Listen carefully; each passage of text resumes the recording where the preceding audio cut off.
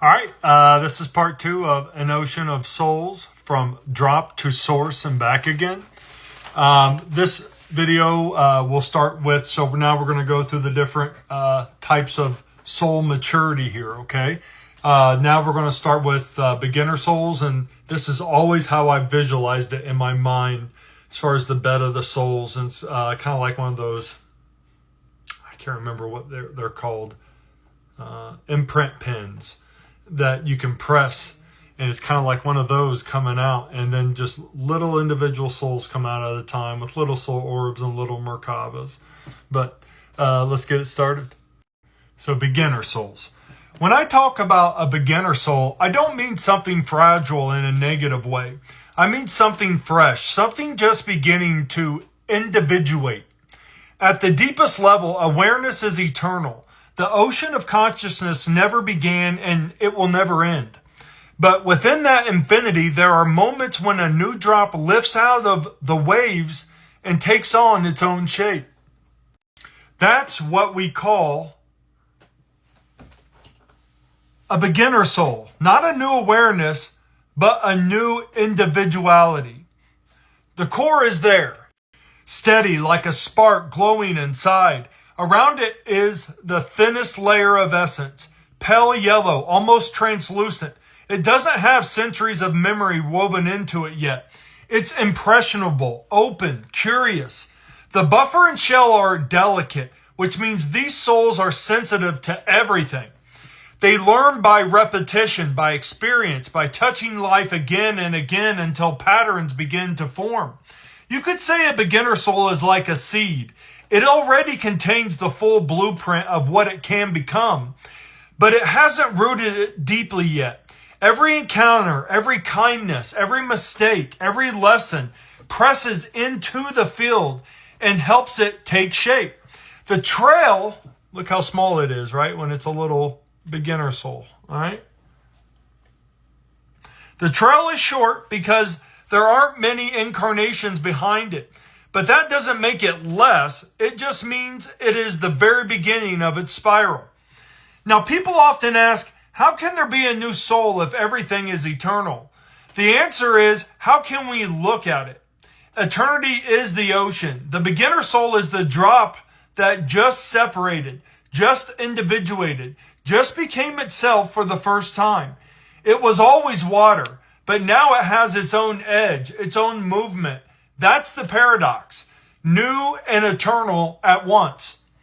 Beginner souls are curious. They want to explore, to test, to touch everything. They don't yet carry the weight of wisdom, so their path can look naive or impulsive. Know anybody like that? But that innocence is sacred. It's how the spiral starts. Without that willingness to try, to stumble, to taste, no soul could ever grow into maturity. And that's a lot of the fun of it, right? So when I describe the beginner soul, I don't see something less than.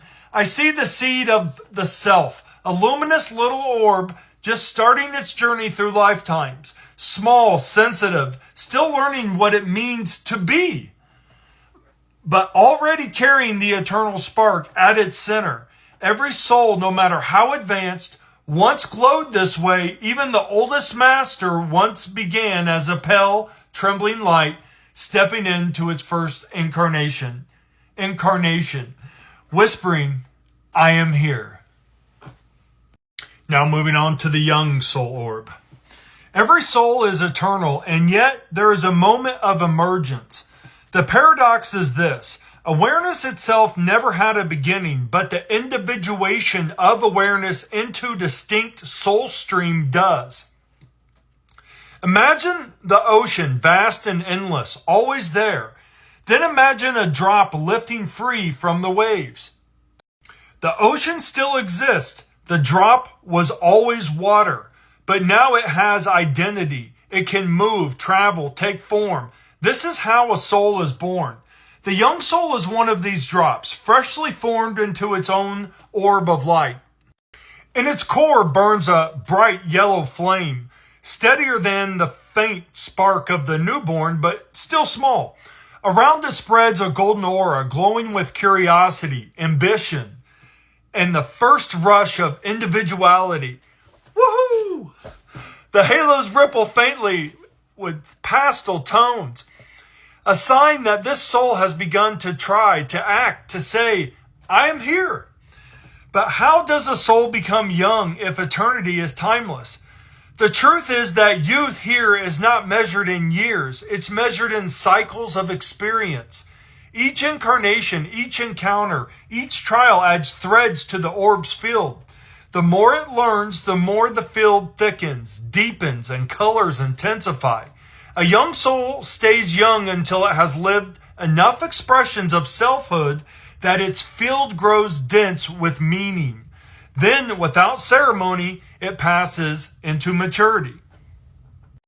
Some souls race through this phase, diving headfirst into lifetimes of exploration. Others linger, looping through lessons of power, pride, passion, and desire, circling until they exhaust the hunger for self-definition. There is no clock above their heads, only a spiral path that widens as they walk it.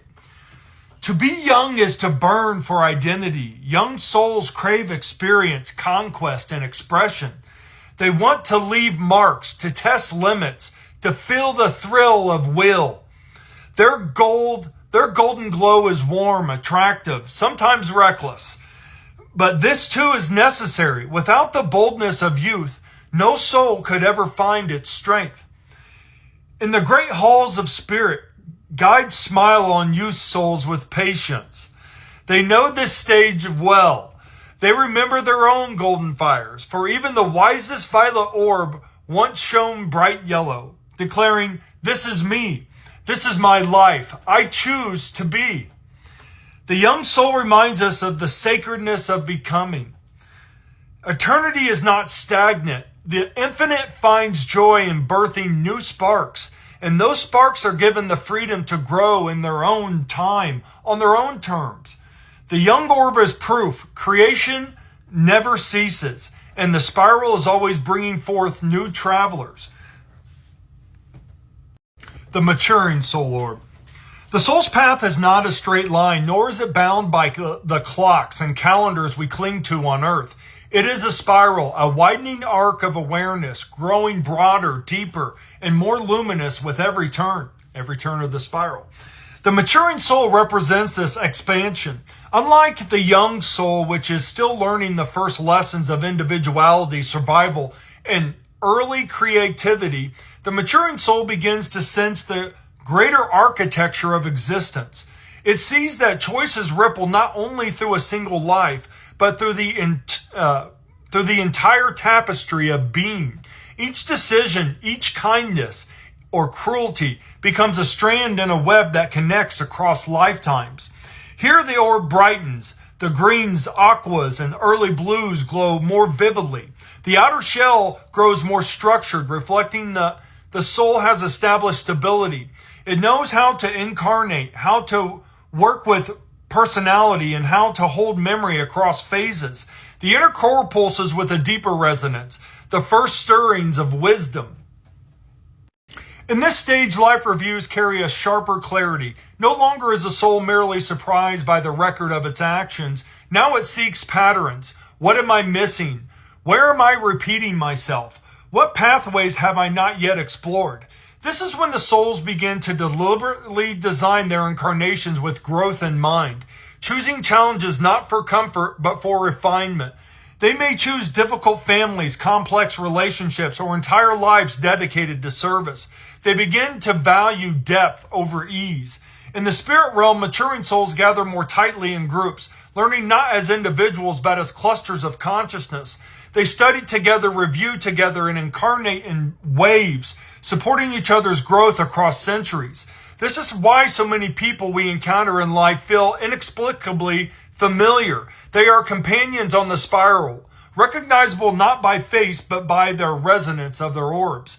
Maturing souls are explorers of new pathways, higher levels of empathy, creative expression, spiritual hunger, and a longing for meaning that transcends the physical. They are not perfect, mistakes remain, but unlike the young soul which stumbles blindly, the maturing soul begins to stumble with intention, knowing that every fall is a step toward balance. Heading on to part 3. Hope you have a great night. Namaste. Go to my YouTube on my bio.